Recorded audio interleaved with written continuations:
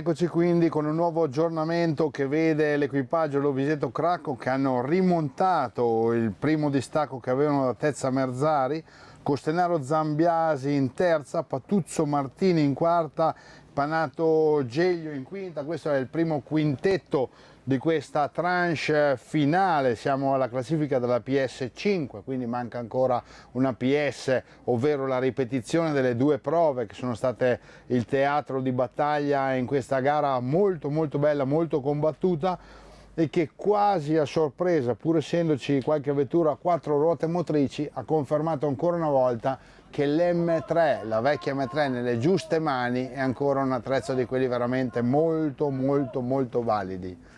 Quindi piano piano ci stiamo avvicinando alla classifica finale. L'arrivo delle prime vetture dovrebbe essere alle 18:30 in piazza, dove è già stato allestito il palco per le premiazioni. Quindi piano piano ci stiamo avvicinando all'epilogo finale di questa manifestazione, contraddistinta soprattutto da un grande entusiasmo, da una grande forza di volontà da parte degli organizzatori, che hanno rimesso in piedi questa bellissima manifestazione, soprattutto da appassionati per appassionati, tenendo molto conto a sicurezza. Quindi chiamiamo qui con noi Stefano Aldegamberi, l'assessore regionale, ex assessore, non sempre consigliere. Grazie per l'invito. Che penso sia estremamente soddisfatto del clima di grande entusiasmo che si è creato. Ma organizzare un rally è sempre una scommessa, soprattutto lo era qualche anno fa, quando ci siamo trovati tra 2 o 3 amici di questa valle insieme.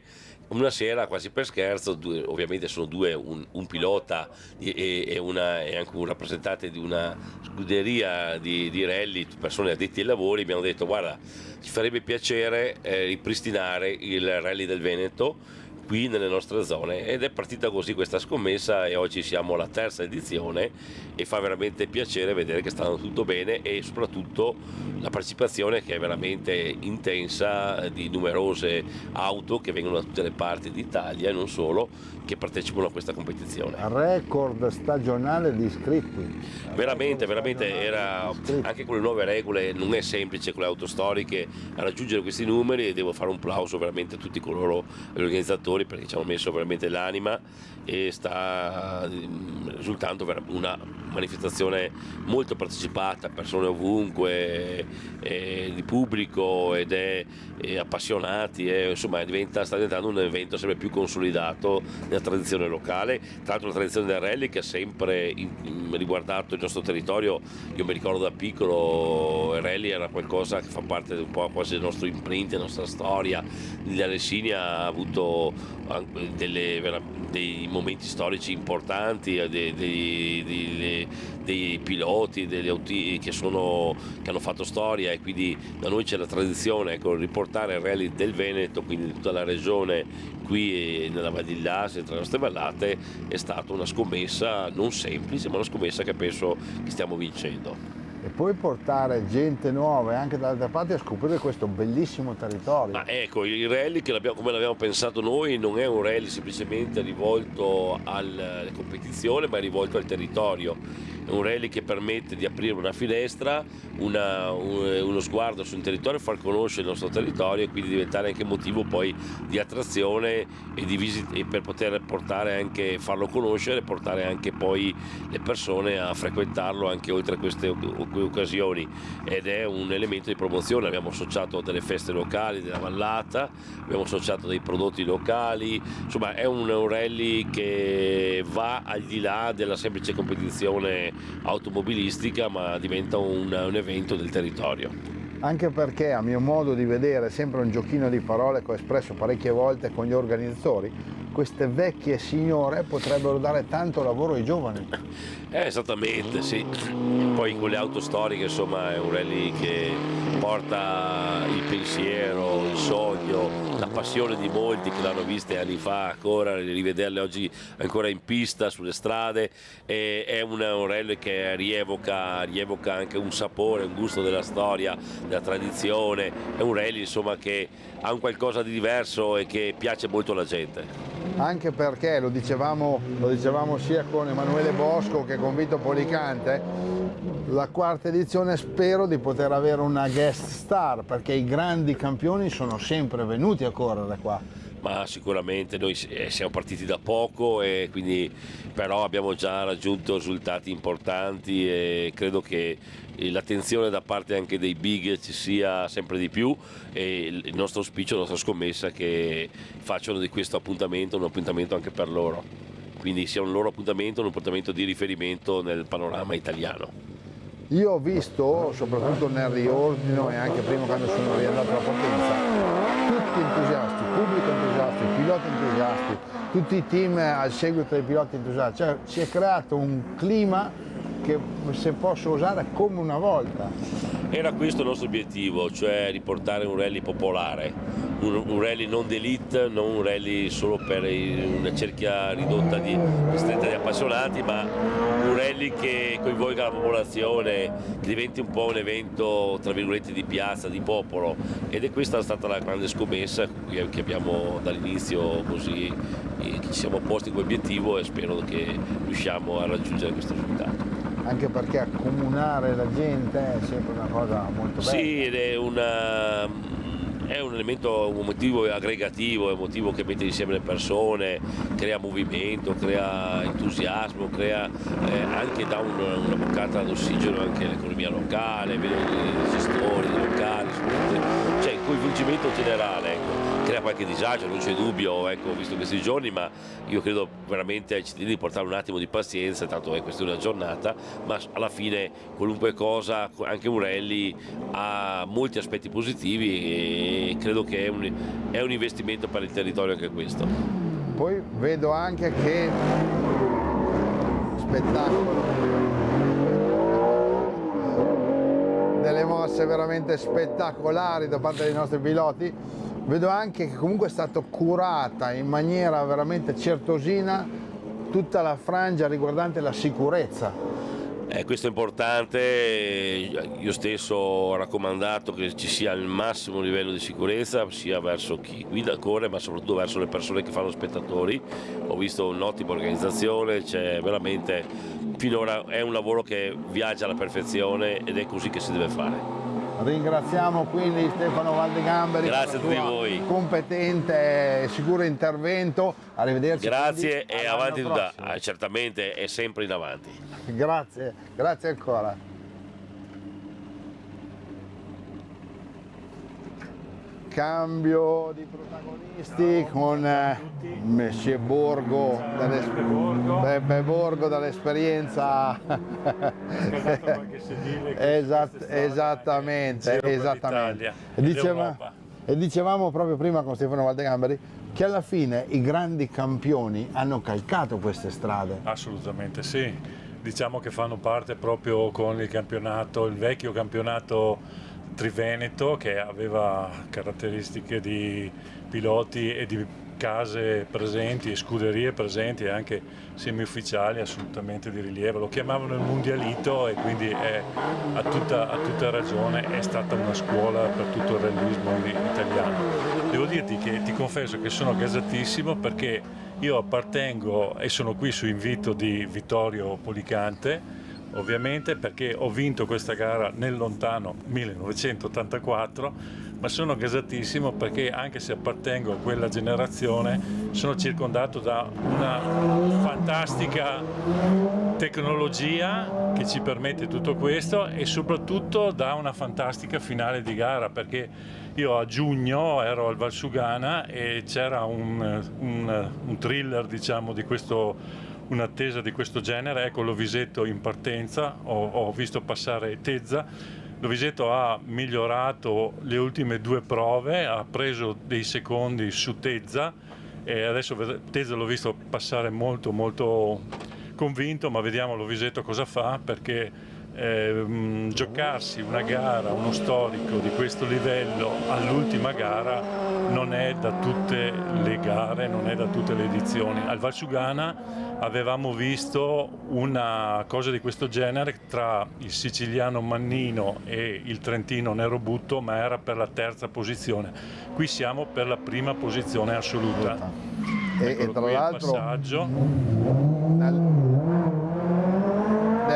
dalle ultime prove ci sono dei distacchi risicatissimi, quindi sarà guerra fino all'ultimo metro con il coltello tra i denti. Assolutamente sì, infatti sono molto in ansia per questo risultato, ma comunque diciamo che è stata ed è una formula molto riuscita, quella di sviluppare un percorso molto concentrato che permetta, diciamo, ricognizione degli equipaggi in modo assolutamente sintetico, stringato, senza portare via troppo tempo, e non toglie niente allo spettacolo, perché poi queste sono prove che, come sappiamo, hanno sempre fatto parte di queste gare in sostanza. Quindi due domande. Uno, è forse un caso che le prime macchine nelle primissime posizioni ci sia una pattuglia di M3?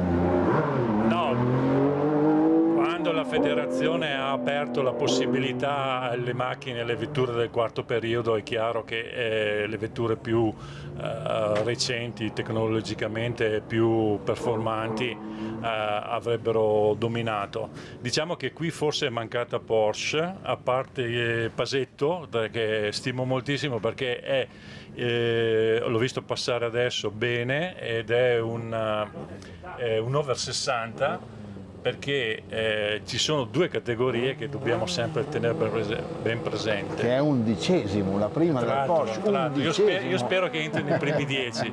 Comunque diciamo gli over 60, ma anche gli under 40, perché ci sono anche, questa è una disciplina che sta avendo interesse anche sulla nuova generazione di piloti. Quindi vincente e convincente. È convincente, vincente e convincente. Formula vincente e attrattiva convincente. Assolutamente. Fatto ciò, lo dicevamo prima all'inizio, oggi con il piccolo Scandola, l'ultimo rampollo di questa famosa famiglia, e anche con un altro personaggio. La macchina non proprio recentissima, però con le gomme molto recenti delle ultime tecnologie, avvalora la performance, ma crea qualche problema. Sì, diciamo che problemi non ne vedo, nel senso che c'è tanto divertimento, perché è evidente che al di là delle potenze, al di là delle cose, il salto dalle vetture storiche di un tempo alle stesse vetture oggi è stato legato ai pneumatici e agli assetti, che sono una cosa completamente diversa da allora. E il fatto di poter guidare queste vetture con questi rumori, con queste mancanze di controlli elettronici e così via, e però in totale sicurezza, perché i pneumatici oggi hanno raggiunto veramente livelli molto alti, permette puro divertimento. Oggi è proprio una condizione ideale, magari non lo è per il pubblico perché non c'è il pieno sole, ma vi assicuro che in macchina di questo periodo con vestiti di abbigliamento si sta proprio bene, e lo si vede perché si stanno divertendo tutti in sostanza. Il primo vedremo anche agli ultimi. Domanda del tutto personale: se tu dovessi scegliere una vettura per questo tipo di gara, per questo tipo di percorso, allora dipende da quanto ci si voglia divertire. È chiaro che quella disposizione di cui parlavamo prima, cioè motore anteriore, trazione posteriore, è sempre un ottimo compromesso. Un ottimo compromesso per la sicurezza e per il divertimento, indubbiamente. Io sono felice proprietario di un 911 e sono contento così, verrei con quella macchina lì perché ho quella macchina lì, ma diciamo che anche perché è presa, perché è in assoluto la più complessa da portare al limite. Io non ci riesco, ma comunque ha tanto da esprimersi ancora. Quindi motori sia per il terzo, per il secondo periodo, a partire dalle Ascona, per poi i Cadet, il 131, sono tutte disposizioni che rappresentano una sicurezza, in particolare in discesa, perché con il carico anteriore ci permette più direzionalità e più quantità di sterzo. Sì, e più facilità di inserimento, insomma. Se togliamo la Porsche però, Sì. ti calo un trio d'assi, 131, Ascona 400 e M3.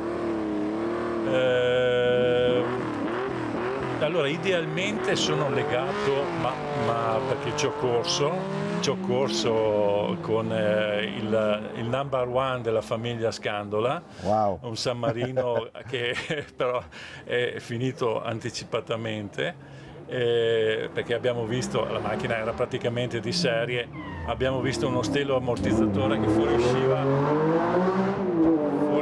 dal cofano motore, ma è una macchina che ha in più la potenza rispetto al 131 e quindi è molto, molto divertente. Quindi la Ascona 400. Subito dopo metterai l'M3, sia per per il fatto che sono telai recenti, sia perché BMW ha omologato di tutto su quella vettura, quindi è molto competitiva, a dispetto, insomma. Sì, 131 sì, certamente, ma a dispetto per esempio della Ascona 400 che ha tantissimo, insomma, di omologato da parte della casa. Quindi la classifica è Ascona 400 e ci ho corso pochissimo sopra, M3 e poi abbiamo detto 131.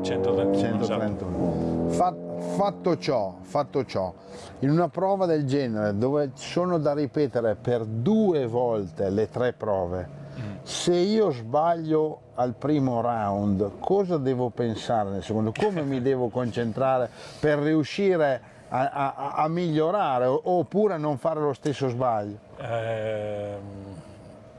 Allora, è il bello e il piacere della guida su strada, perché ho fatto qualcosa di pista, devo dire che è assolutamente noioso e monotono. Qui tutte le situazioni, adesso con la possibilità di ripetere le prove, ti permette proprio di aver studiato i propri errori e quindi di giocare d'anticipo. È bello perché c'è sicurezza, è bello perché ti diverti appunto in sicurezza e quindi non c'è nessun problema.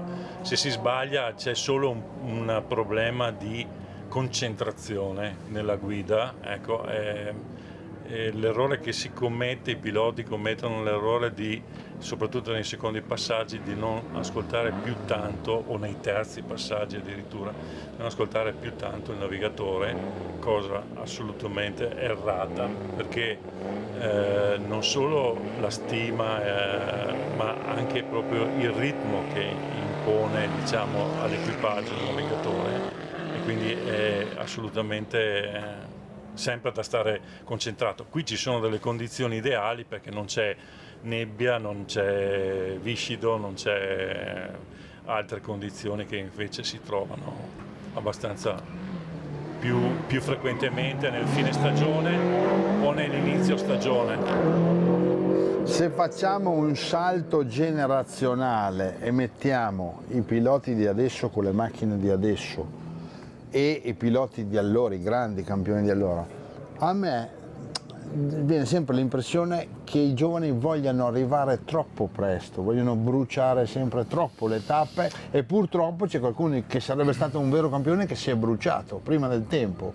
A chi fai riferimento? Ai giovani che avrebbero potuto calcare le scene del mondiale e poi non ci sono arrivati. Sì, certo.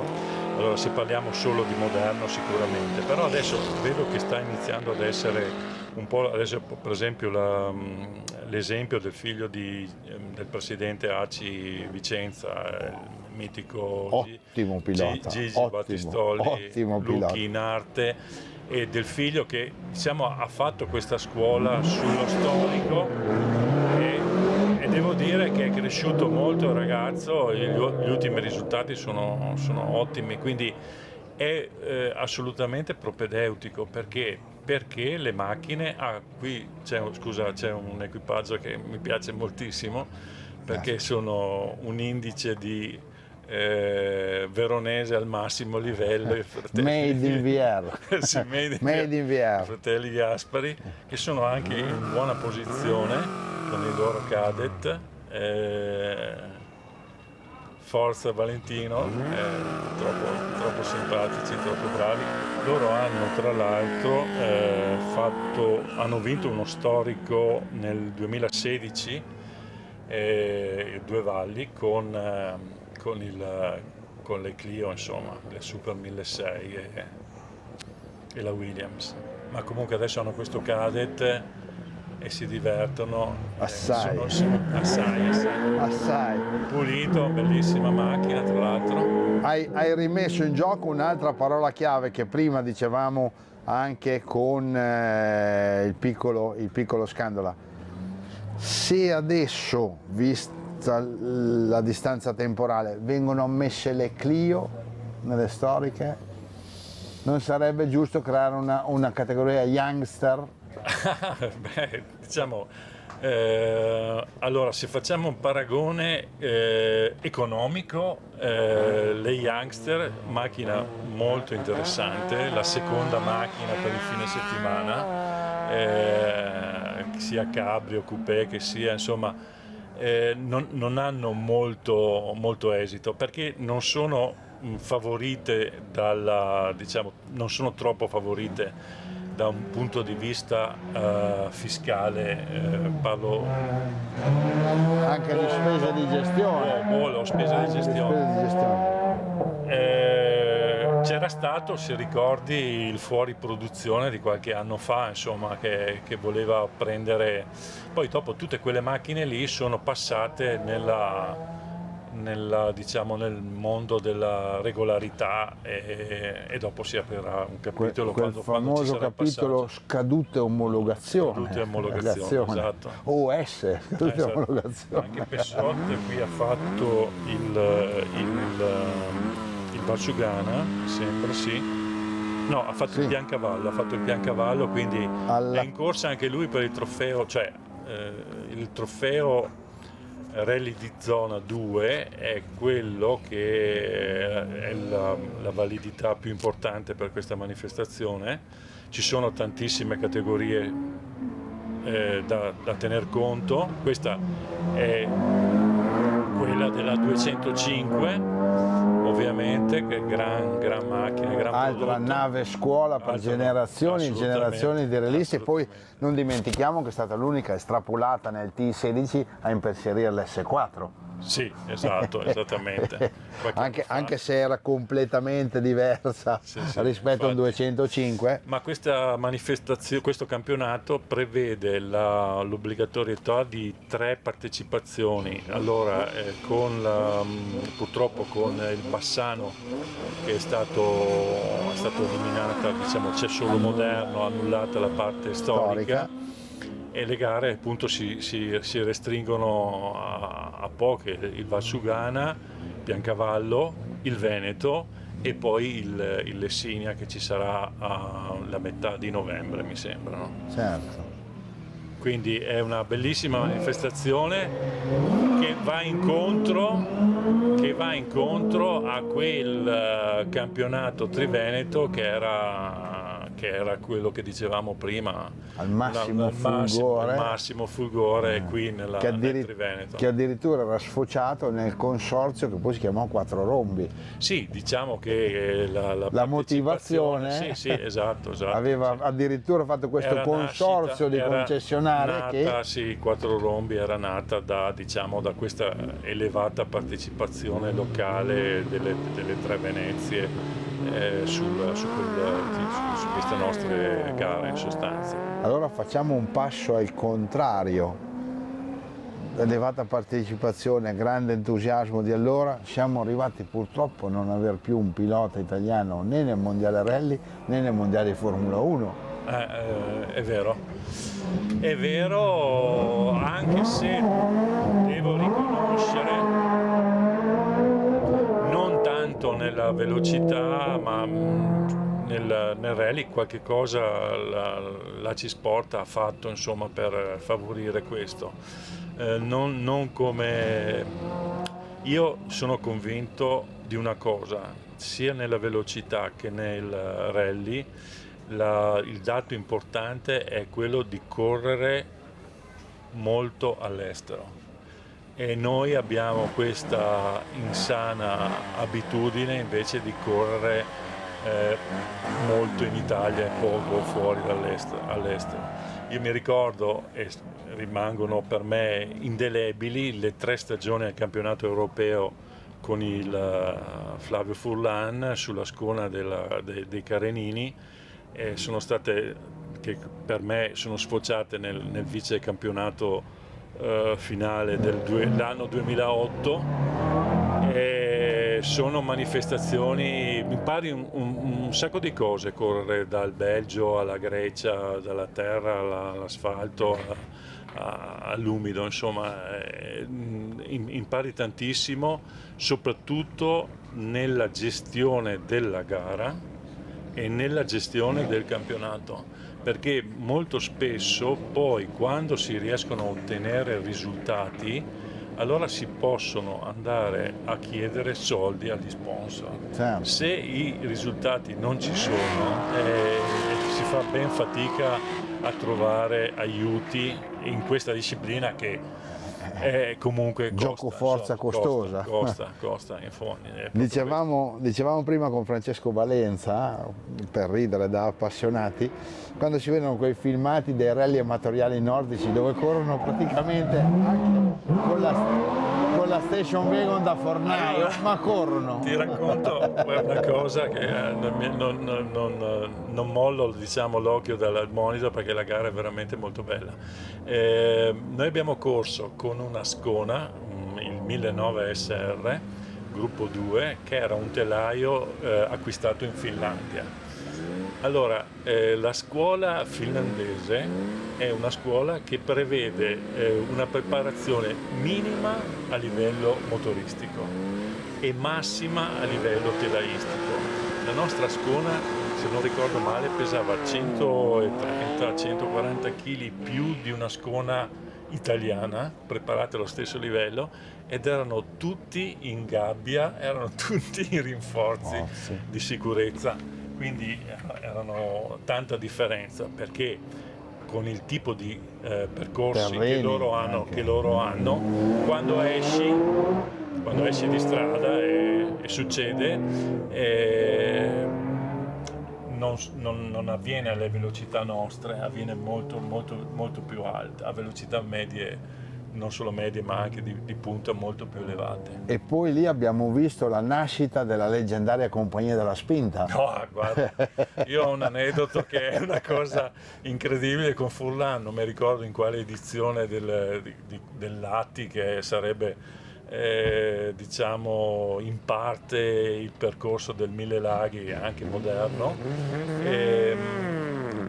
Dal nulla noi siamo usciti di strada, ma una uscita di strada ridicola, molto lentamente, macchina praticamente integra, appena oltre il fosso laterale di un campo, e dal nulla, letteralmente dal nulla, sono venuti fuori dei giganti finlandesi che di peso, senza che noi facessimo il minimo cenno di sollecito, come avviene spesso qui in Europa, in Italia in particolare, lì invece ci hanno preso e letteralmente rimesso sulla sede stradale. È stata una cosa, io dopo li ho ringraziati a fine gara quando li ho poi conosciuti, è impressionante, insomma. È gente che paga per poter vedere un rally, questo non dimentichiamolo, paga e ha diciamo, un fanatismo, una passione per i motori incredibile, ma dall'età di 4-5 anni. Io mi ricordo vedendo un moderno, sì, in Finlandia, sì, un moderno, ho visto un bambino di 4 anni su un mini bike, quelli alla Valentino Rossi per intenderci, che faceva dei salti incredibili. Io credo che in Italia un genitore, non parlo delle madri italiane, ma un genitore, diciamo, anche di sesso maschile non darebbe a 4 anni una mini moto ad un figlio, insomma.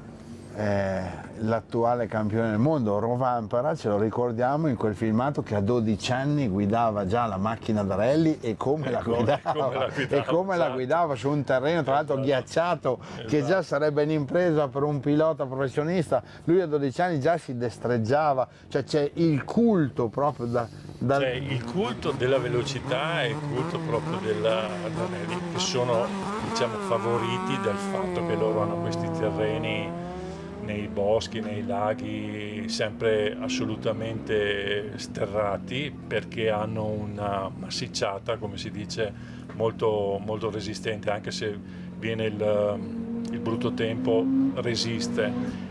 E poi perché hanno una stagione limitata di corse, perché ricordiamoci sempre che ci sono 4-5 mesi all'anno in cui non corrono, perché non corrono sulla neve, insomma. E poi ci ricordiamo, per via di questa frangia finlandese, un pilota che è rimasto leggendario, Marco Ale. Guarda, scusami, adesso ti fermo un attimo. Perché qua i nostri cugini vicentini avranno anche un presidente sportivo, ma ce l'abbiamo anche noi. Tanto di cappello al nostro presidentissimo, che ci ha ridato la titolarità anche sul nostro amato Due Valli, e poi è navigato da un mito, diciamo, del copilotaggio, Flavio Zanella, che è stato campione italiano con Renato Travaglia, quindi è un bellissimo equipaggio. Mi fa piacere vederlo ancora. Adriano Baso, che è stato campione del mondo Challenge Ferrari 355, tanto per non perdere il vizio, grande appassionato di auto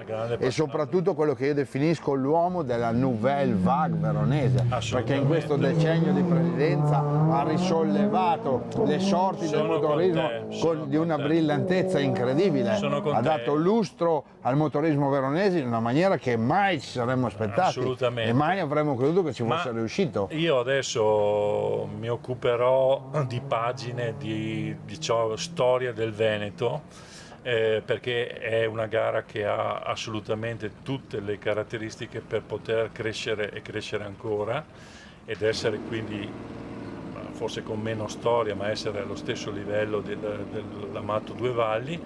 Ma lui partecipa a tutte queste manifestazioni. E ne merita una di queste pagine? Sì, assolutamente. Quando sarà, ne merita assolutamente sarà per il merito, ha riportato la 1000 miglia, ha fatto delle cose veramente grandiose.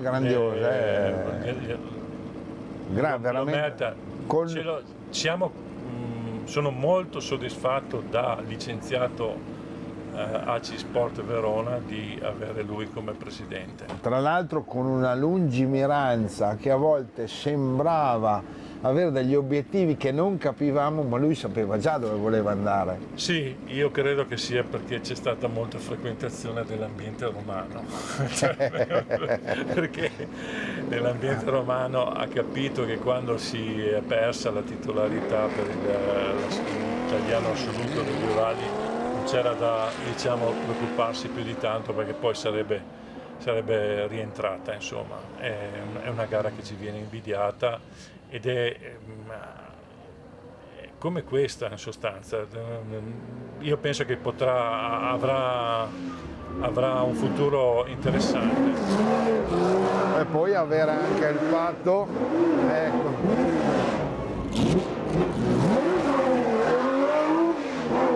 e poi avere il fatto che sotto la sua egida e con tutto il clima che si era creato abbiamo avuto un Umberto Scandola campione assoluto. Assolutamente, ma tutta la famiglia insomma ha dato parecchio al motorismo veronese, è giusto, e questo è un cliente quella che considero la mia officina, nel senso che ci ho vissuto per anni, che è quella Carenino in Gino.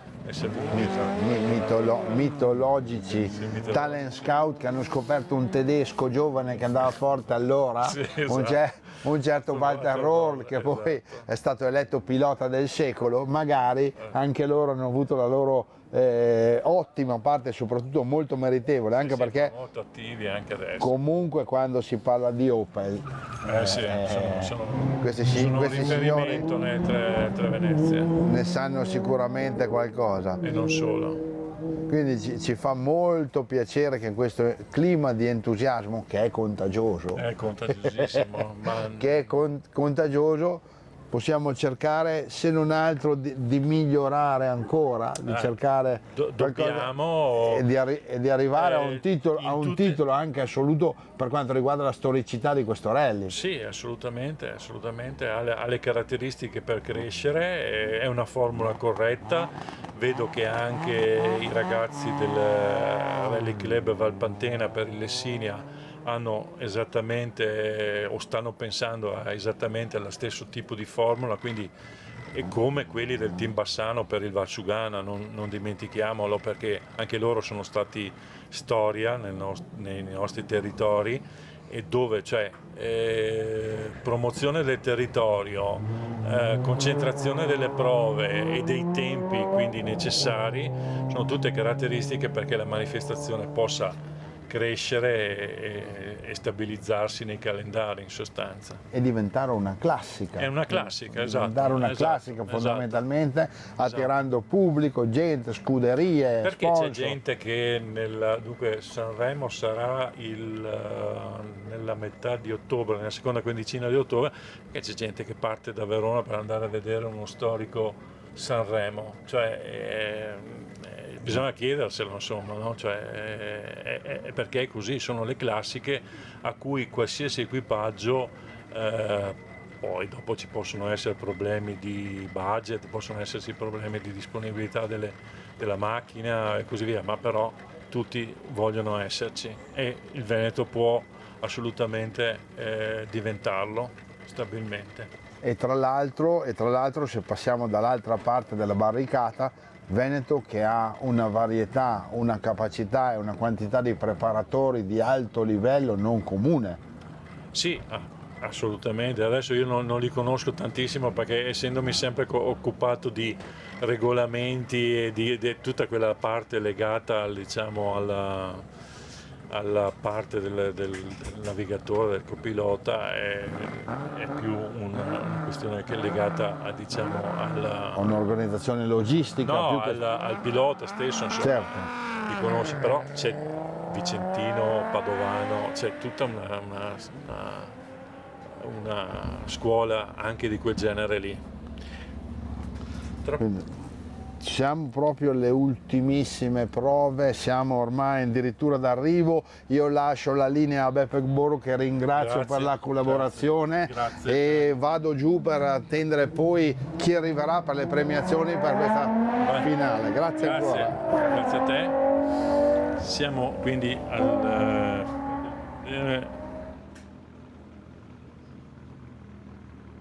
Pellizzari, sì. Al 42, adesso invece abbiamo avuto dei ritiri successivamente e quindi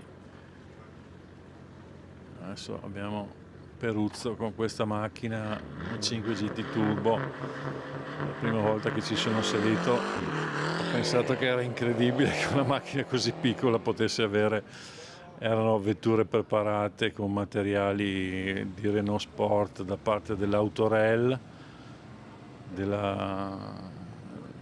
del mio pilota Andrea Tacchinardi. È una macchina veramente impressionante, mi ha impressionato nelle prestazioni quando ci siamo saliti le prime volte che erano disponibili nel campionato.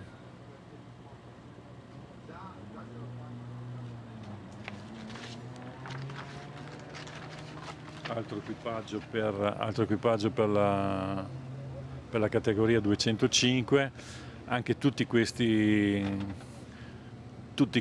diciamo trofei speciali sono una parte importante, diciamo, magari quello della 205 non ha avuto molta adesione, no, ha avuto ben 13 iscritti, anzi è la più numerosa. La Coppa Porsche ne ha avuti 12, il confronto M3 Sierra ne ha avuti 11, ecco, invece poca cosa invece per la parte dell'Alfetta e anche dell'Opel, che è un po' contrario a quanto è sempre stato invece negli anni da parte di Opel stessa. Quindi macchina che ha fatto e che è tuttora un riferimento per quanto riguarda il periodo e la cilindrata.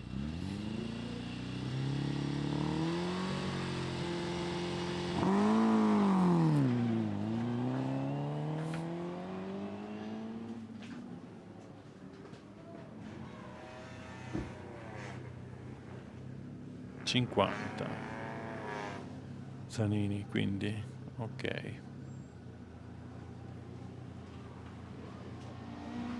Abbiamo avuto purtroppo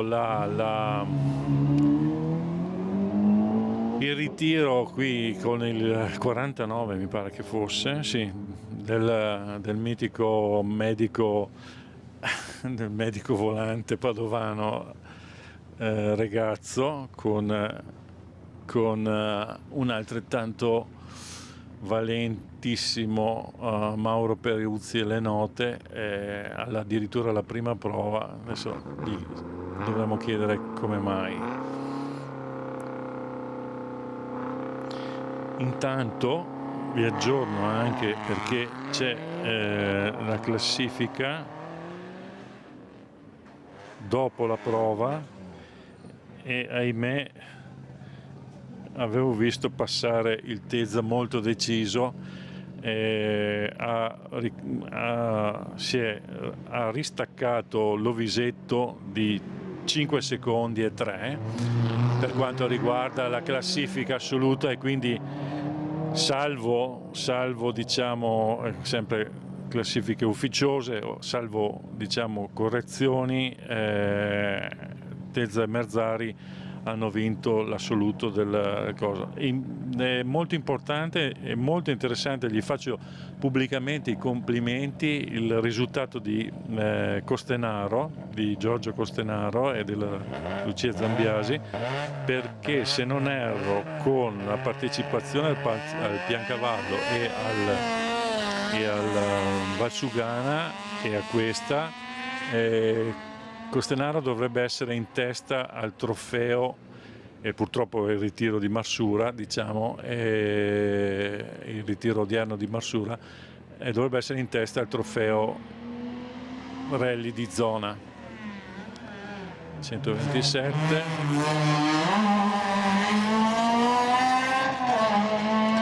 Macchine che non sono più dimenticate come un tempo, ma sono molto interessanti sia come gestione sia come piacere di guida, proprio per lo sviluppo che i pneumatici relativi hanno avuto. Cracco, un altro equipaggio molto presente in questo tipo di manifestazioni.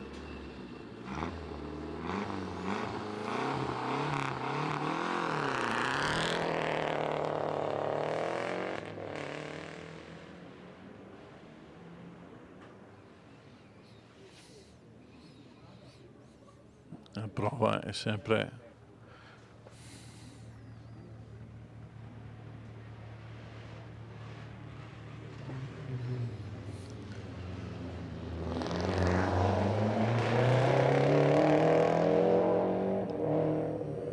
motore ormai un po' fiacco, comunque l'importante è esserci, è importante divertirsi. Simone, aspetto con ansia il passaggio di un mito del rallyismo non solo triveneto ma anche nazionale, perché non so se è ancora in gara o meno. È un equipaggio femminile. Ho notato con piacere che la Fiorenza Soave, aspettate che la cerco qui,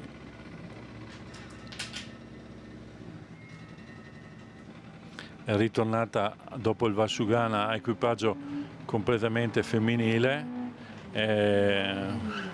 Un personaggio che ha dato negli anni passati, ha fatto delle gare a livello assolutamente di risultati del sesso forte, diciamo. È ritornata ad un equipaggio completamente femminile, ma è molto più avanti con la sua 130. È stata 3 volte campione italiano nel rally femminile.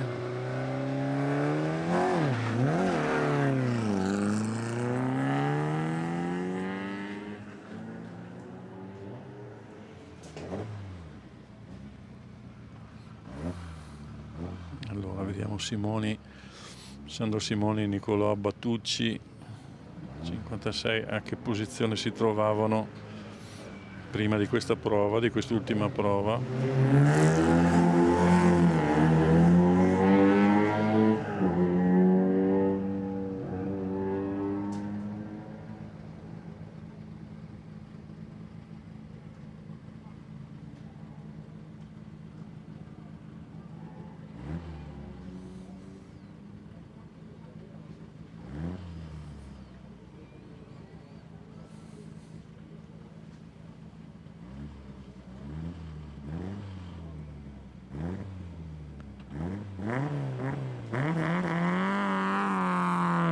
Scusate, ma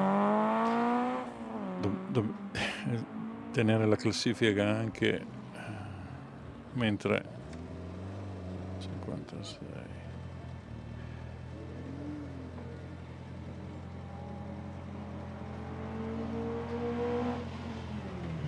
È un sesto di classe comunque Salgaro.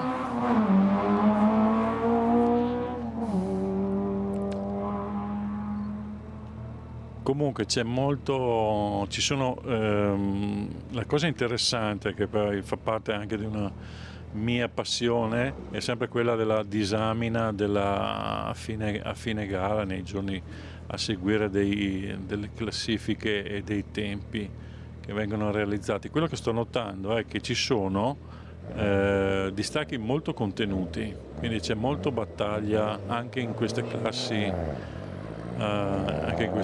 Diciamo virgolette minori, ma che minori non lo sono, perché il piacere di guida è assolutamente pari a quello con l'unica differenza ovviamente dei cavalli, della potenza, perché come si dice sempre, quando si sentono e si provano i cavalli, poi dopo non si vorrebbe mai tornare indietro.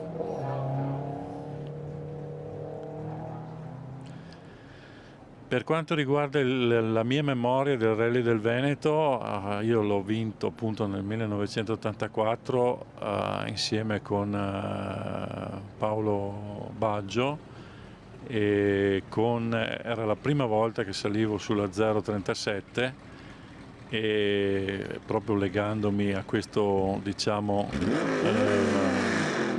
sensazione della potenza.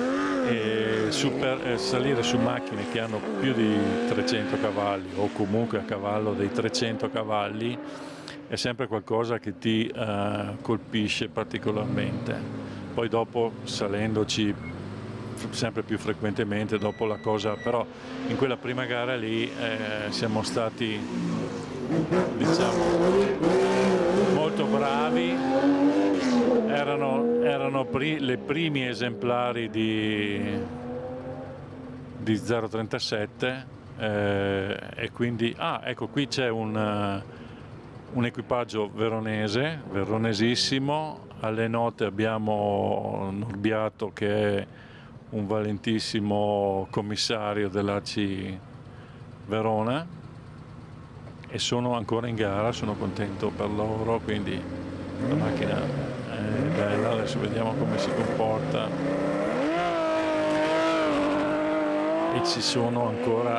e c'è ancora gomma da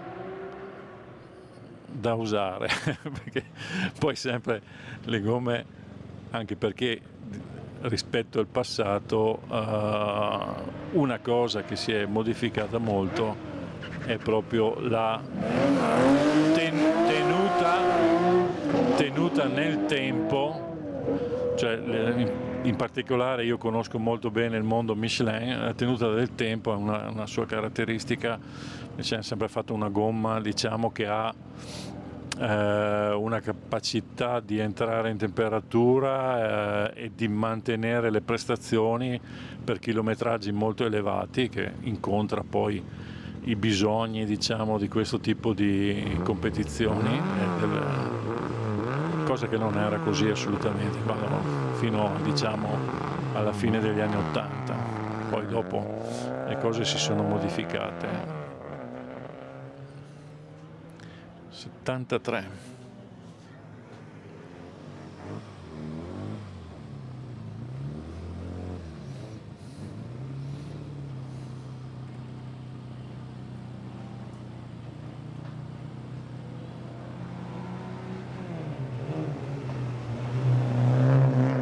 Quindi quando si sale su macchine molto potenti non si vorrebbe mai tornare indietro, ma poi non è così, soprattutto da un punto di vista del copilota, dal punto di vista della navigazione. Altro modello splendido, una macchina che ha fatto la scuola di valentissimi primi piloti come il compianto Bettega, diciamo, nel trofeo relativo. Molto molto interessante, i distacchi sono molto contenuti, c'è stata battaglia e quindi bisognerà valutare bene il livello competitivo e anche proprio la gara come si è svolta.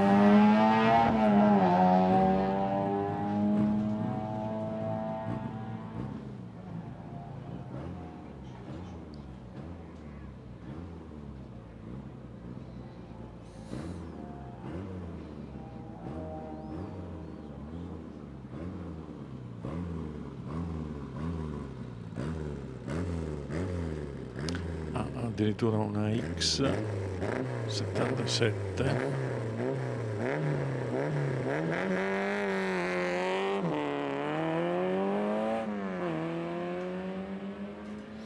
Eravamo a un quinto di classe per Tornieri Sponda prima di questa prova.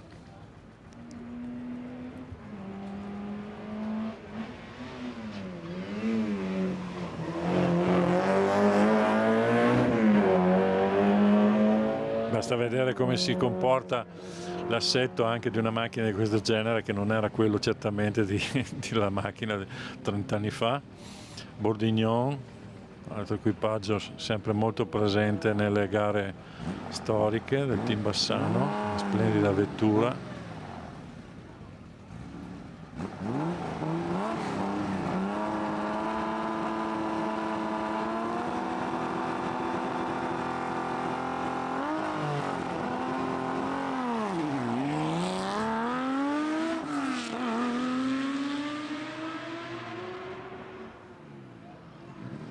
La complessità ovviamente di guida del 911 non fa parte di questo tipo di, diciamo, strade e condizioni meteo. La guida si fa veramente difficile quando abbiamo condizioni di aderenza basse, e quindi gare diciamo di inizio o fine stagione, dove la classica disposizione del 911 con il motore completamente a sbalzo rappresenta veramente una difficoltà nel far girare, nell'inserire la vettura. 812, 79, vediamo la sua posizione.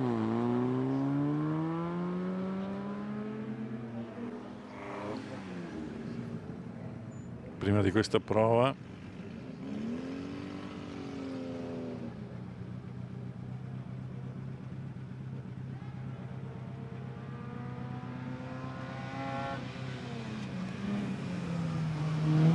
Un quarto di classe prima di questo ultimo impegno, ottimo.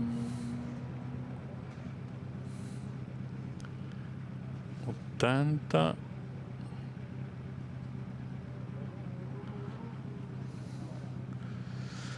Anche qui adesso dovrebbe esserci 227. Sì, questo è Manuel Negrente. Quindi macchine che partecipano alla Coppa 127.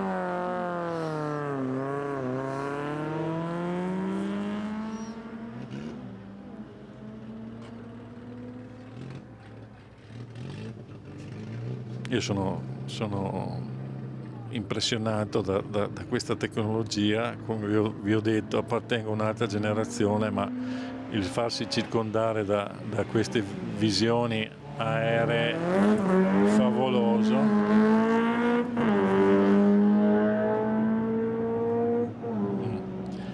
Tutto questo da un asti bilancieri. Non so se avete sentito a che livello di regime se ne va via.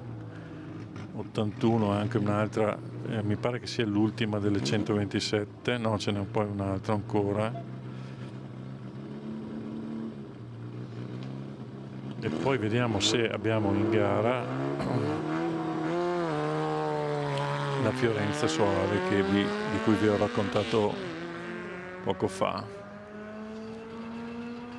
Al Valsugana aveva partecipato formando un equipaggio misto, mentre qui vedo che è tornato con l'Ardemagni, è tornato a un equipaggio totalmente femminile.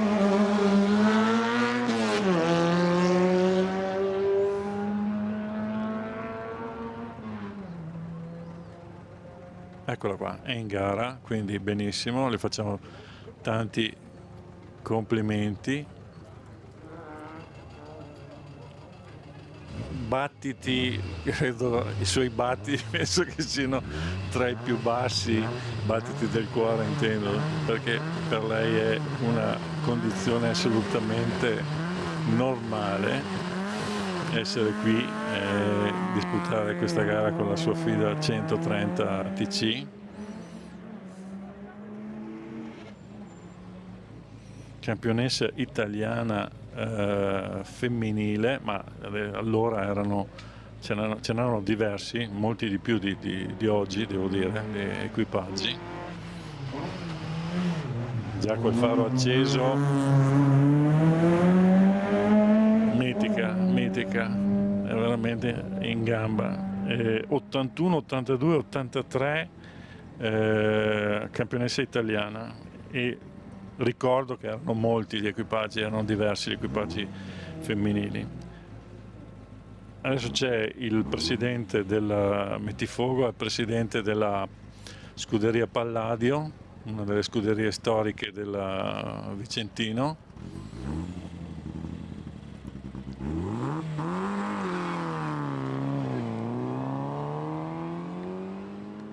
Anche lui se ne viene a fare gli ultimi chilometri. Se la macchina è non ha, diciamo, presentato problemi e non ci sono problemi particolari di classifica, cosa che aumenta moltissimo il livello di stress nell'equipaggio. Devo dire che l'ultima prova è sempre una cosa simpaticissima, bellissima, la si affronta con uno spirito completamente diverso, sempre che appunto non ci siano quei secondi che oggi caratterizzano le gare anche delle storiche di differenza e anche del moderno, diciamo, anche del mondiale. Abbiamo visto che con i rilevamenti al decimo vengono vinte gare del mondiale con distacchi veramente, letteralmente minimi. Questo via via si è portato in tutte le discipline del rallismo, però rimane quella caratteristica appunto quando non c'è un problema di classe. Avete notato il saluto con il clacson del pilota su un punto storico qui dell'Arca del Diavolo.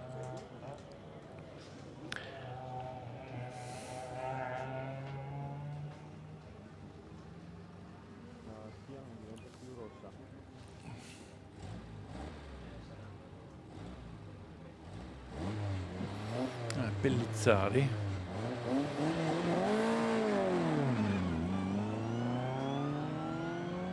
macchina veramente fantastica che ha dato tantissimo alla Ford nei campionati, diciamo, di gruppo 1.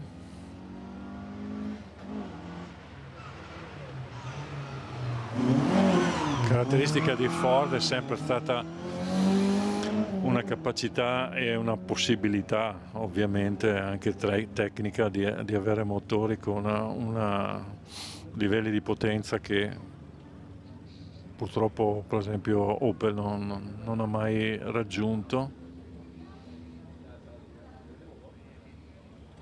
Una 318 IS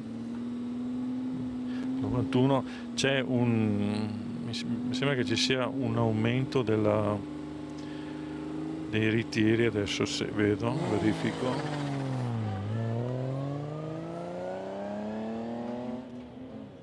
Questo è un modello che non ha molte parti omologate da BMW nella fiche, nel certificato di omologazione d'origine, però è già sufficiente per potersi accostare alla disciplina e divertirsi.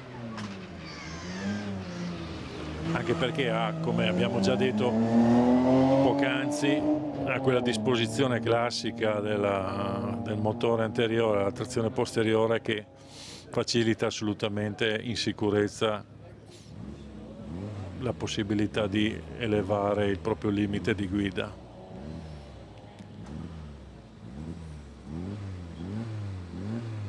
Qui abbiamo un 1300, questo se non ricordo male, un Junior.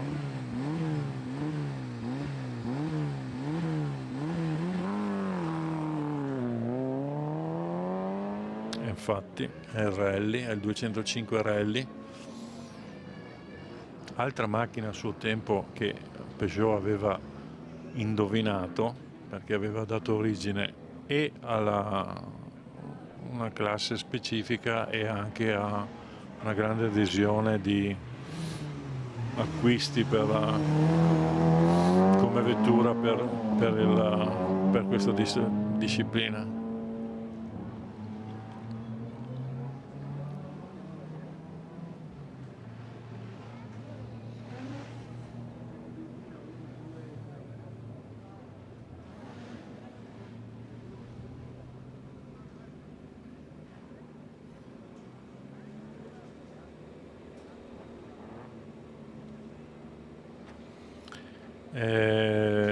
Vedendo questa macchina mi viene in mente una notizia che confermo, ma che vi ho dato, che ho sentito ieri e che mi ricorda un mitico navigatore veronese che saluto, Andrea Cioppi Ballini, che ha avuto un problema, diciamo, fisico a seguito di una uscita di strada con questa vettura, e che invece con il medico volante, come lo chiamo io, ragazzo, e la Feta GTV 6 cilindri sarà prossimamente di nuovo insieme, e quindi lo rivedremo in abitacolo.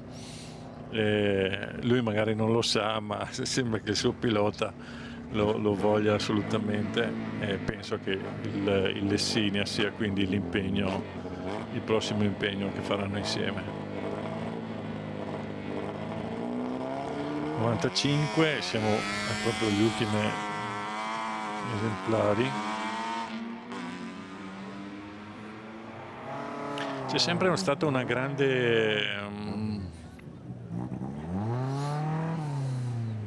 grande dibattito tecnico tra i tifosi, diciamo, del 112 e i tifosi del 127 su quale sia il modello più competitivo. Allora, secondo Alvises Cremin, indubbiamente il 112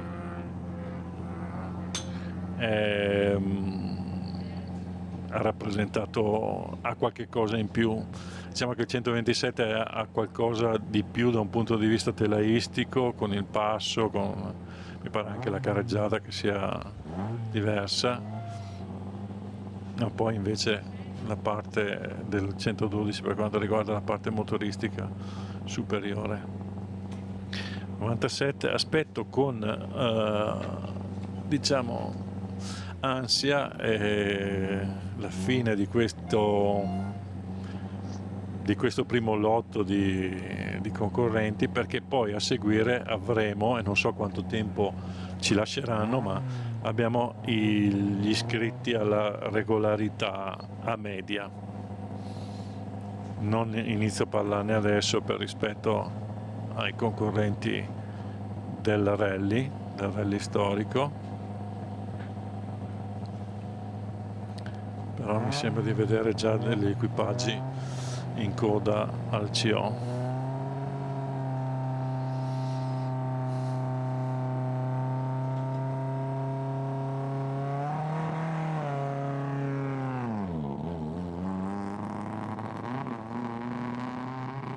Coppia un po' altissima.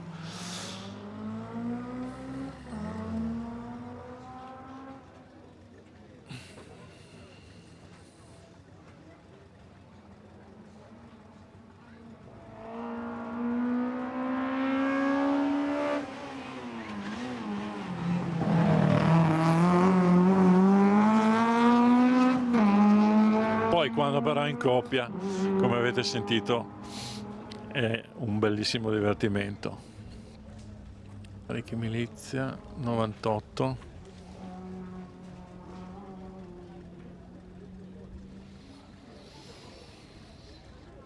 A parte insomma i ritiri, qualche penalità ho visto ai controlli, un'edizione quindi che non ha avuto nessun problema da un punto di vista, diciamo, sviluppo, e ci ha dato quelle ultime prove di confronto tra Tezza e Lovisetto veramente un grande spettacolo.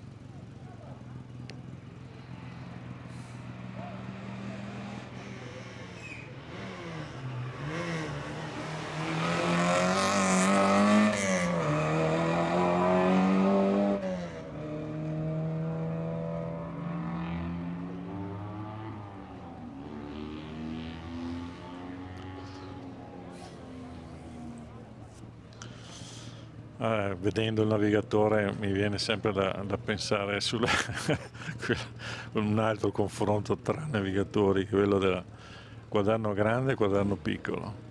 Insomma, è una questione di concentrazione. Non c'è un reale vantaggio in uno o nell'altro dei due sistemi, in sostanza. Diciamo che il grande è preferito dai navigatori che vogliono non avere l'ansia del cambio pagina, il piccolo è indubbiamente legato e alla grandezza dell'abitacolo, quindi al tipo di macchina, ma anche al tipo di lettura, e quindi è il proprio sistema di redare le note. Quello lì si potrebbe parlare ancora tanto. 100.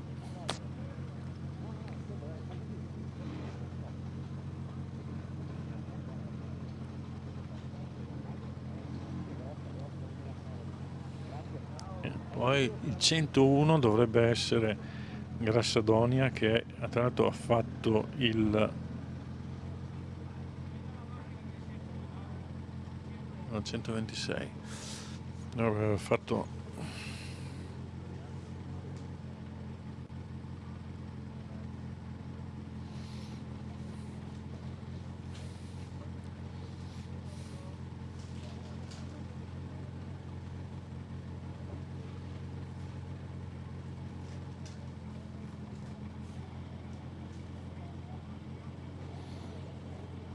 intanto controllo se i beniamini Gaspari Gaspari sono arrivati, hanno terminato la prova.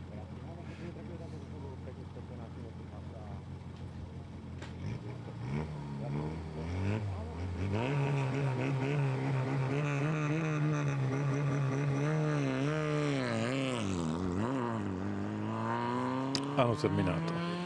Secondo di classe, fantastici, benissimo. Sono contento.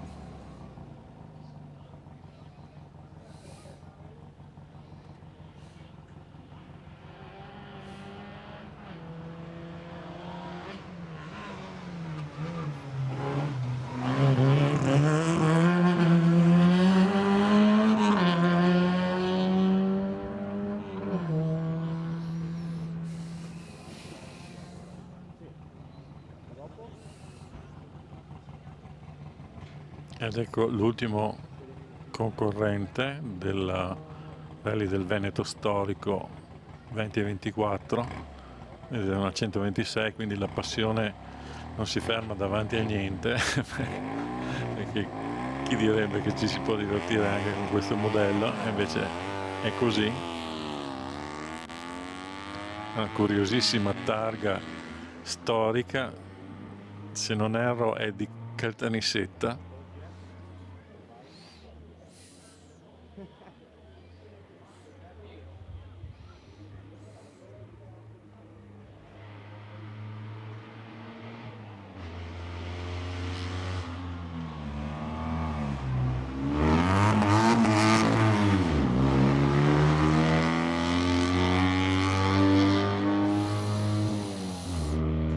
Se non ricordo male c'è stato chi vicentino di origine ha anche affrontato il Monte Carlo, il Rally di Monte Carlo con questo tipo di macchina, quindi c'è sempre speranza. Quindi abbiamo terminato i passaggi del Rally storico 2024. Adesso passeranno alcuni minuti, ma ho visto che appunto le macchine erano già in coda. Abbiamo gli equipaggi della regolarità. Prima quelli diciamo della regolarità 60, cosiddetta di media. Questa pausa mi permette di introdurre questo argomento, e poi quella invece della regolarità 50. Allora, cosa dobbiamo dire? Mi sento di poter dire che se guardiamo alle origini del nostro amato sport, il rally era una regolarità, una evoluzione della regolarità. Avevamo i trasferimenti, così come li abbiamo oggi, e avevamo poi dei percorsi che erano molto limitati, a differenza dei trasferimenti che erano molto lunghi. Le gare avevano sviluppi di 300-400 chilometri negli anni intorno agli anni 60 e 70, ed erano gare che si affrontavano con la vettura quasi di tutti i giorni, esattamente così. Quindi c'erano poi, non avevo ancora iniziato io a correre in quel tempo, ma c'erano poi appunto delle prove dove esistevano dei tempi imposti. Queste prove non avevano la caratteristica odierna del prova speciale, erano prove molto brevi, molto corte, in cui però veniva assegnato un tempo imposto molto basso, e che era sempre, anche per le condizioni delle strade che quasi sempre erano sterrate, erano medie, quindi tempi che non potevano essere assolutamente raggiunti, e quindi tutti i secondi che venivano impiegati dall'equipaggio oltre la parte relativa al tempo imposto erano cosiddetti secondi di penalità. Poi man mano la lunghezza della prova è aumentata, e si è passati dal tempo imposto, si è passati al minor tempo assoluto, cioè più veloci si andava e quindi tempi più bassi erano e rappresentavano la posizione di classifica.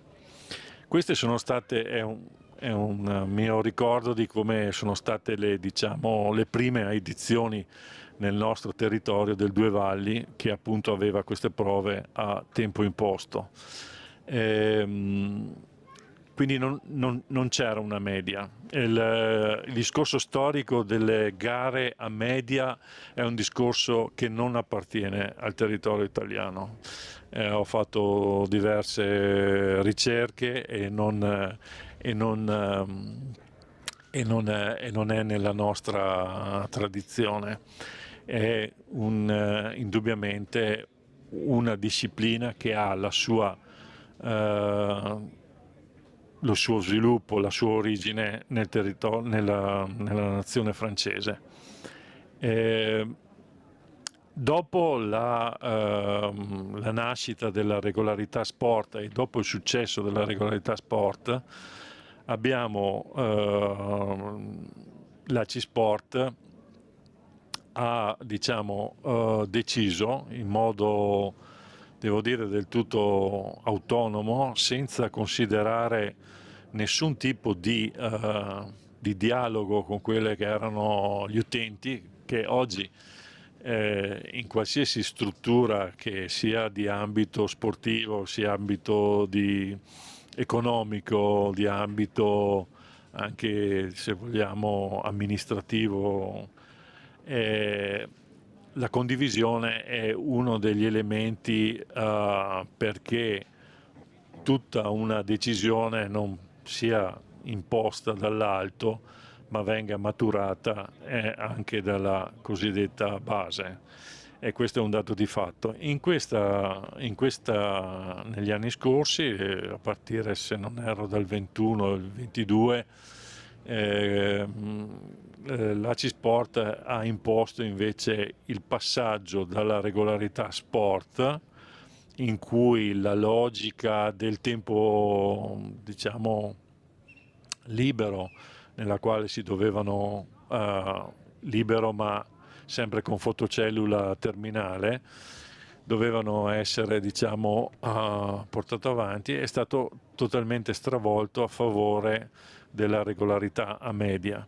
La regolarità a media è diventata quindi dall'anno scorso una disciplina che segue raramente con gare autonome, pochissimi casi. Uno l'ho corso quest'anno, è il trofeo Bettega,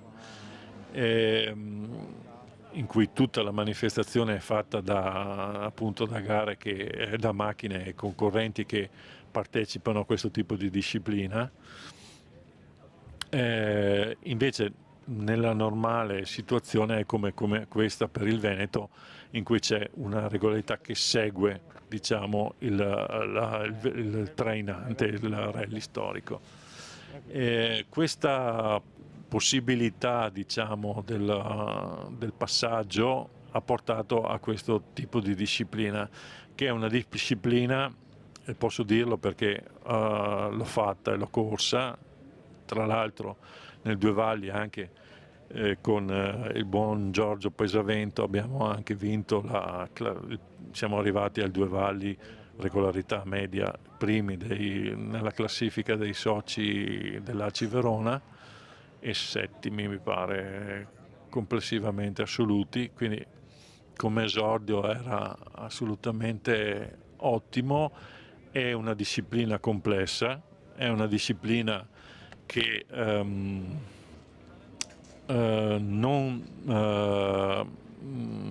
adesso lo vedremo, adesso magari nello sviluppo, ecco, l'apripista nello sviluppo di questi prossimi concorrenti. È una disciplina che non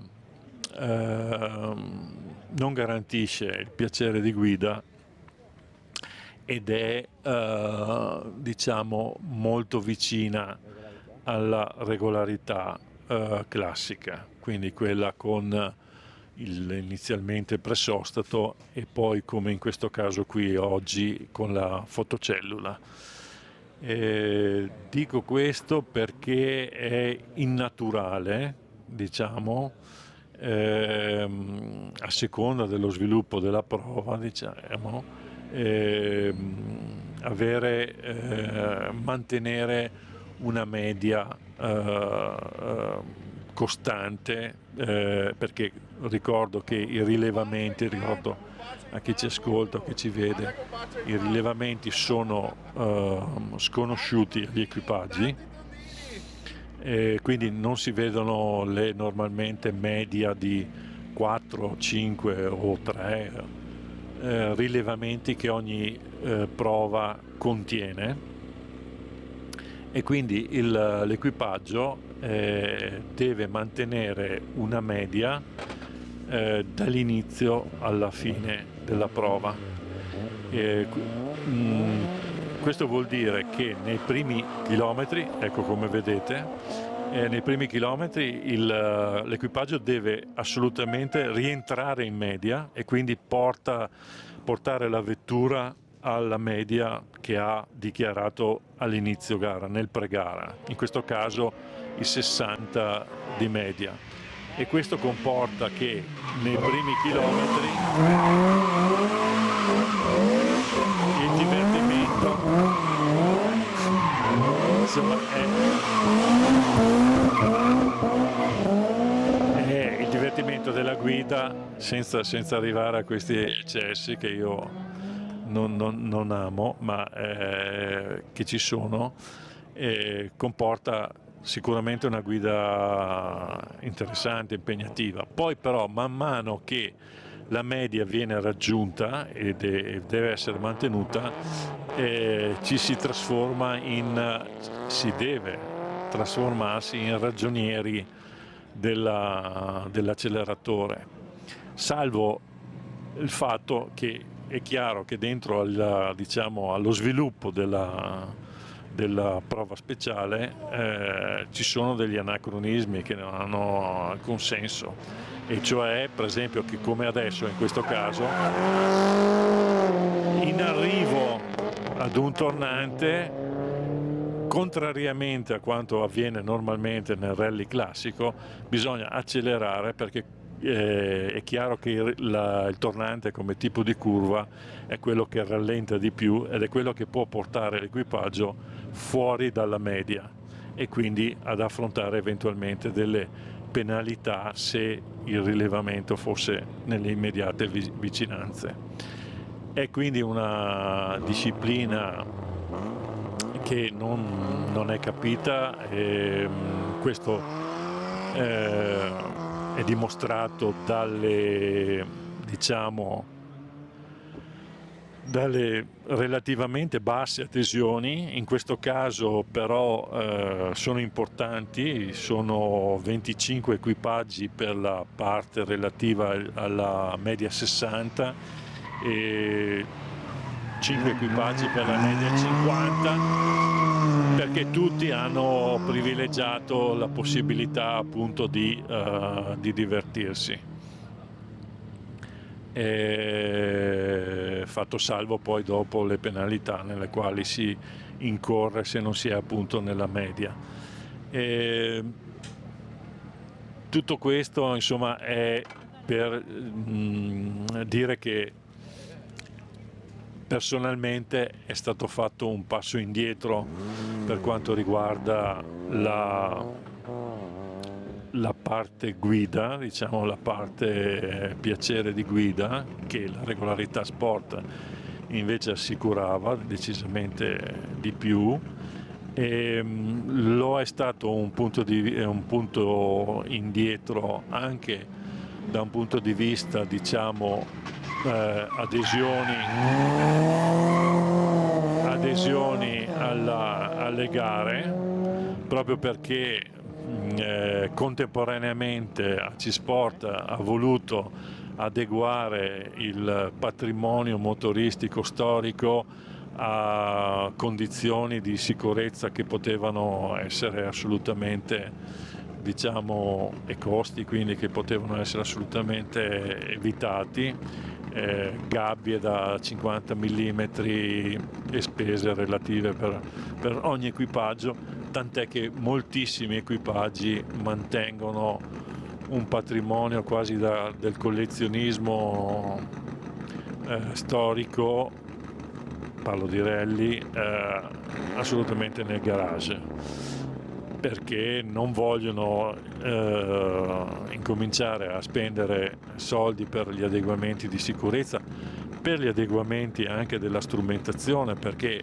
oggi, anche se ci sono delle app che vengono scaricate che possono comunque dare la possibilità di affrontare questo tipo di manifestazioni, diciamo che il minimo comune multiplo è proprio quello della dotazione di un mediometro sulla vettura, mediometro che quindi ha o deve avere un collegamento meccanico alla parte trasmissione per poter indicare all'equipaggio l'essere in media o no, sopra o sotto rispetto alla media dichiarata, rispetto alla media imposta. Tutti i secondi che vengono, o decimi di secondo che vengono, diciamo, rilevati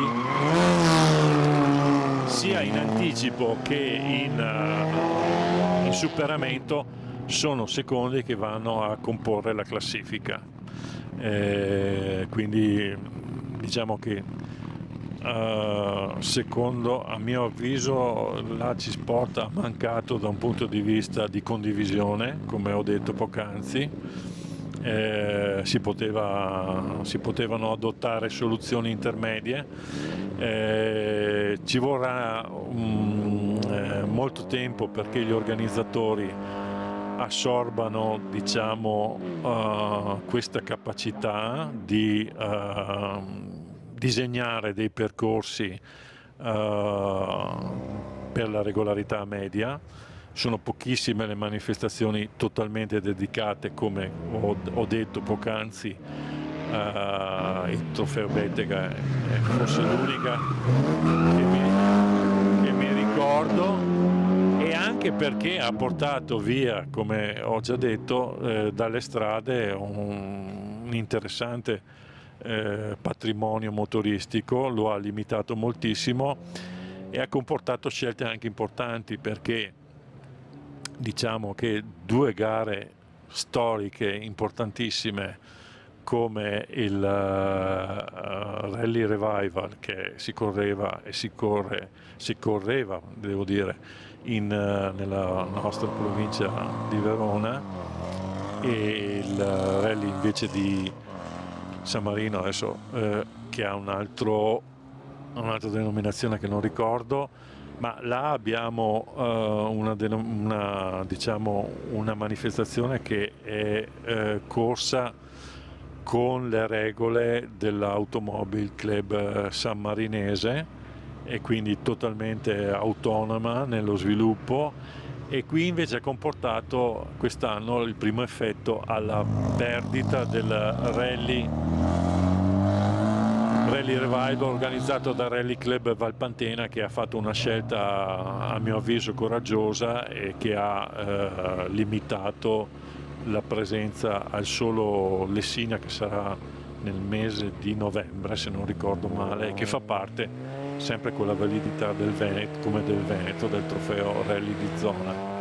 Quindi al momento attuale non mi sento di appoggiare queste scelte che sono state fatte, perché non mi pare che da un punto di vista economico, di spettacolo ed altro siano stati raggiunti risultati. È probabile che man mano che crescerà la cultura della regolarità media, qualche organizzatore diciamo prenderà il coraggio di fare manifestazioni dedicate, ma è molto difficile, è molto più facile anche da un punto di vista economico metterle in coda, come in questo caso al rally storico. Quindi c'era bisogno di una maggior condivisione, c'era bisogno di un maggior coinvolgimento dell'utenza, parlo di utenza ma mi ci metto dentro, parlo di clientela, ma sono questi appassionati che sono tanti, che hanno le macchine nel garage e che non intendono, diciamo, affrontare sia da un punto di vista economico e poi anche da un punto di vista di cultura sportiva questo tipo di manifestazioni. In questo caso la Pro Energy è riuscita con l'Over 60 a mettere sul piatto una gara che, come vedete, a differenza della media a 50, dove l'abbigliamento, a parte il casco consigliato e la gabbia di sicurezza consigliata, in questo caso invece ha proprio gli stessi obblighi del rally storico e anche da un punto di vista di abbigliamento ignifugo, omologato, con anche quello con scadenze che sono state a ridosso di tutto questo tipo di modifiche, che ha comportato un certo, diciamo, distacco della base. Nonostante questo, ripeto, facendolo in concomitanza con lo storico, è possibile che insomma una trentina di macchine, a volte forse anche di più, ma non mi pare di vedere numeri superiori alla trentina di iscritti, sarà mai possibile raggiungerli. Quindi considero questo del Veneto regolarità media un ottimo risultato in termini di iscritti, considero un passaggio diciamo intermedio, in cui la cultura della regolarità media complessa, come ho detto, e anche come cultura della guida, che è completamente diversa rispetto al rally storico, anche se vedete che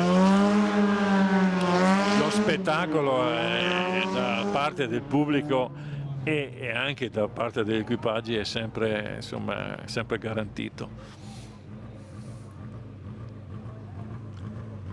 Era doveroso farlo perché, ripeto, i numeri che abbiamo visto nella nostra provincia e che erano un riferimento non solo a livello nazionale, parlo del Rally Revival delle edizioni degli anni passati, il Rally Revival, e anche all'estero, perché il Rally Revival, per merito del Rally Club Valpantena, aveva raggiunto caratteristiche di adesione veramente notevoli. Sempre un grande applauso ai ragazzi del Rally Club Valpantena.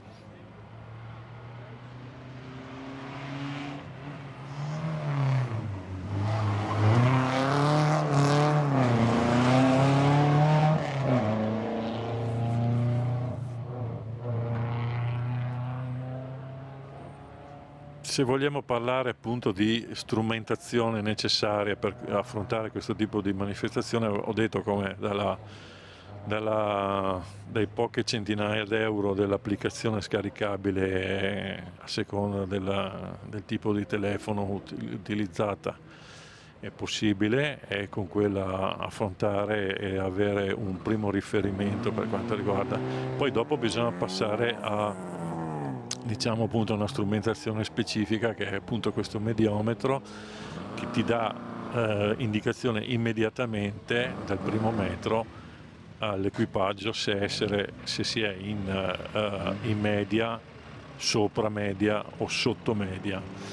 Queste strumentazioni, che vanno da condizioni basiche, diciamo, di 1200 a 1500 euro, rappresentano, nei casi dei costruttori francesi, che sono quelli che hanno più storia, più cultura della regolarità media, raggiungono costi di 3-4 mila euro per solo strumento mediometro, quindi assolutamente. E a quel punto ricordo un esemplare, adesso non dico il nome della vettura, ma un esemplare di una vettura che ha corso la regolarità media a seguito del Due Valli l'anno scorso, in cui il valore economico della vettura era inferiore a quello della strumentazione utilizzata. Quindi questo per dire che moltissimi equipaggi hanno già una cultura di questo tipo di gara, e che è una cultura, si accendono i primi fari ovviamente, che è una cultura molto legata, diciamo, al territorio e alle competizioni che si sono sempre svolte così, con la regolarità nel territorio francese, appunto.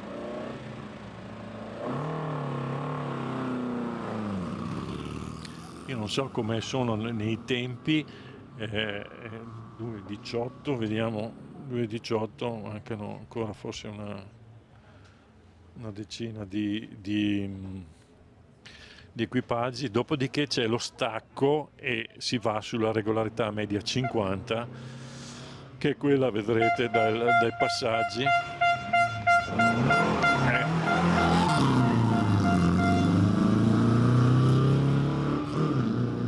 E il clacson è assolutamente di livello in questo caso.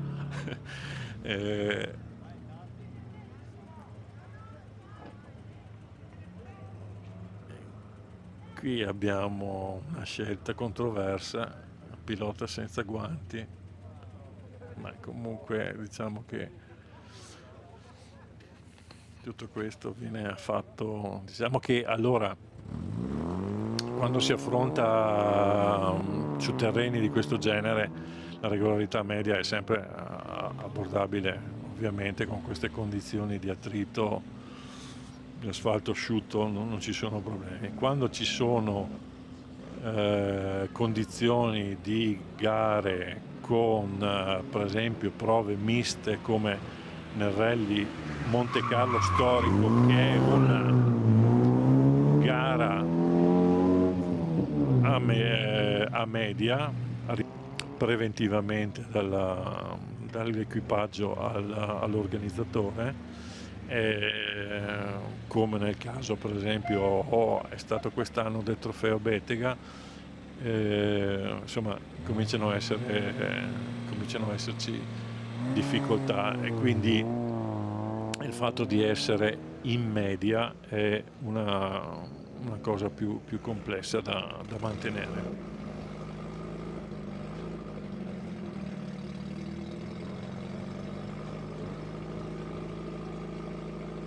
Quindi con il riaffacciarsi del Rally del Veneto, che si è, diciamo, immediatamente collocato in una posizione, devo dire, subito dopo le classiche ferie estive,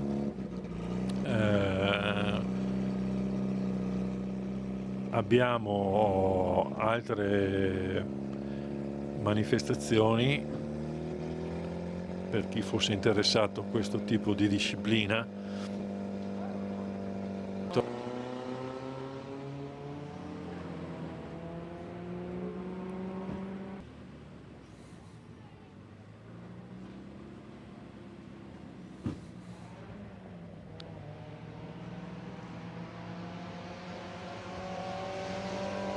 Quindi una cosa è, diciamo, effettuare delle competizioni, questo da un punto di vista di equipaggio, ovviamente parlo, competizioni di questo genere quando le condizioni del manto stradale. Oh, questa è una macchina che mi ricorda mi ricorda molto.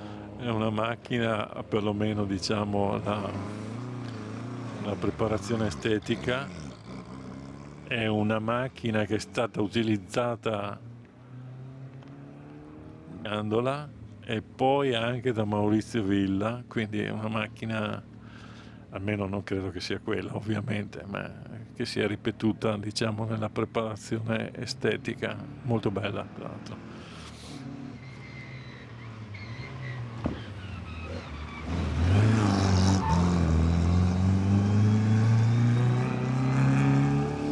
E vedrete, osserverete poi dopo lo stacco è da questo tipo di disciplina a quella a 50, che poi sono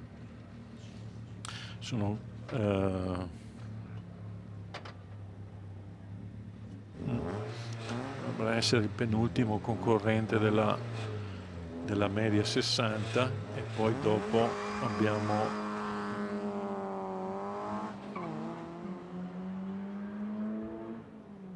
la media 50.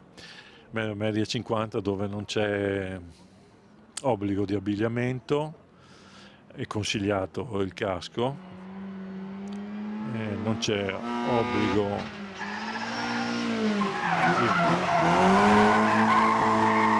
di gabbia di sicurezza.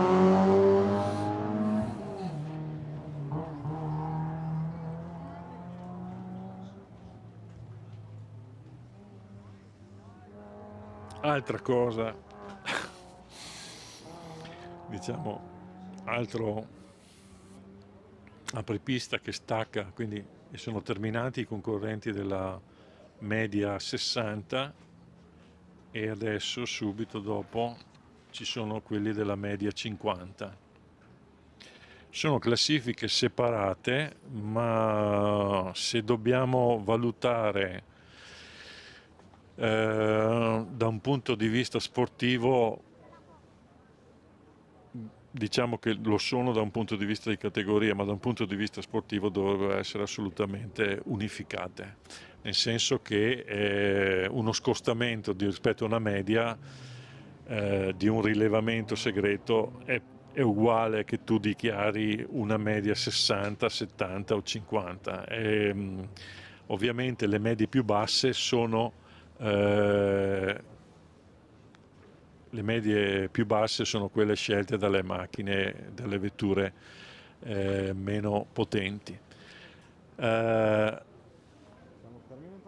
Bene, siamo al termine della diretta televisiva. Io spero di non avervi annoiato con queste descrizioni sulla regolarità.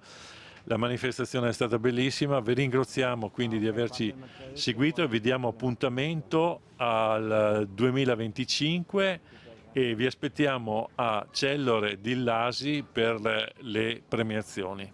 Grazie a tutti e buona serata.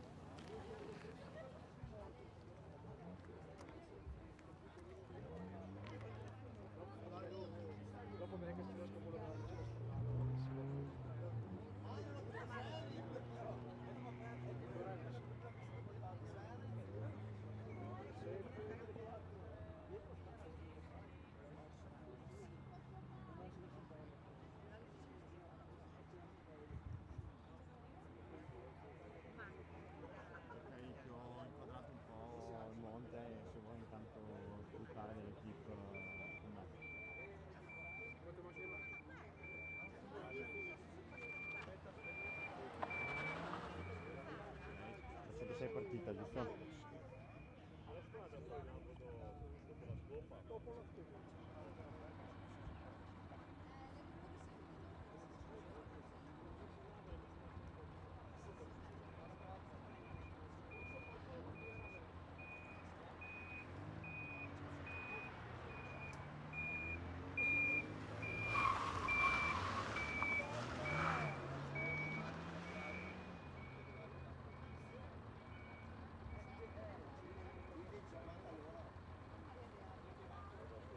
Perfetto, intanto clip a vuoto.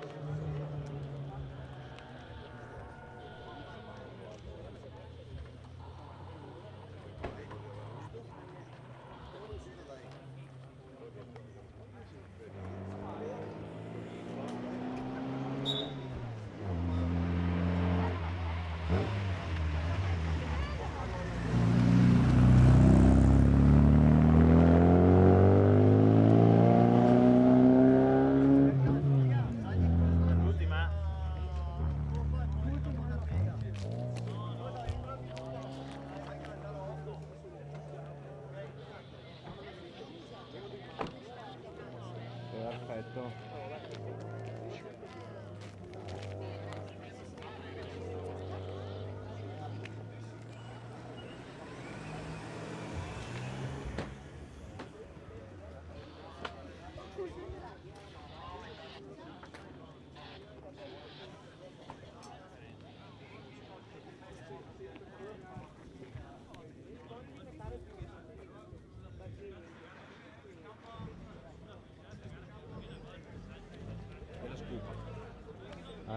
la scoop.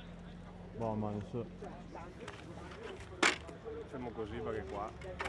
Aspetta, non si che...